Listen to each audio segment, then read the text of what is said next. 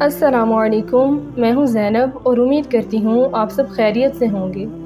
جب حضرت ابراہیم علیہ السلام کو اللہ تعالیٰ کا حکم ہوا کہ خانہ کعبہ کی تعمیر کریں تو حضرت ابراہیم علیہ السلام نے اللہ تعالیٰ کے حکم سے خانہ کعبہ کی تعمیر شروع کر دی۔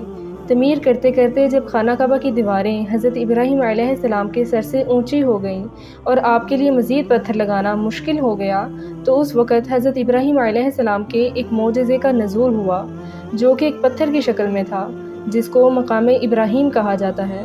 یہ ایک مقدس پتھر ہے جو خانہ کعبہ کی چند گز کی دوری پر رکھا ہوا ہے۔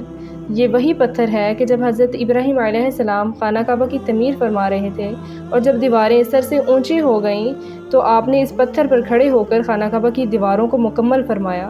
یہ آپ علیہ السلام کا ایک معجزہ تھا۔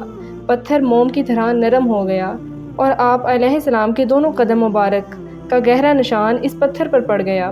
اس پتھر کا یہی معجزہ ہے کہ جب حضرت ابراہیم علیہ السلام اس پتھر پر کھڑے ہو جاتے تو یہ پتھر خود بخود اڑنے لگ جاتا اور خانہ کعبہ کی دیواروں کی طرف ہو جاتا۔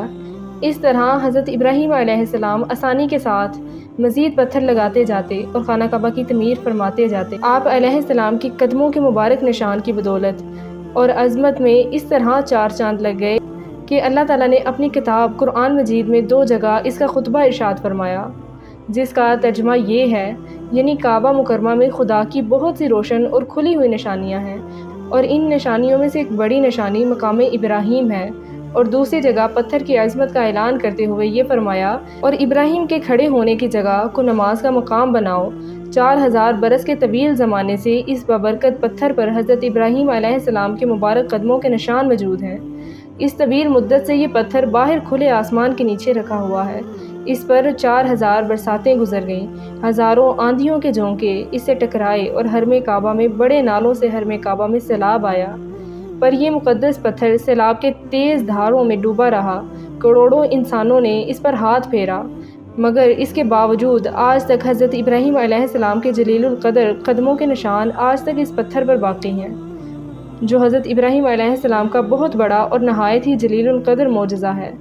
اور یقیناً یہ پتھر اللہ تعالیٰ کی آیات اور کھلی ہوئی نشانیوں میں سے ایک بہت بڑا نشان ہے، اور اس کی شان کا عظیم الشان نشان سب مسلمانوں کے لیے عبرت کا نشان ہے کہ اللہ تعالیٰ نے تمام مسلمانوں کو حکم دیا، تم میرے مقدس خانہ کعبہ کے طواف کے بعد اس مقدس پتھر کے پاس 2 رکعت نماز ادا کرو۔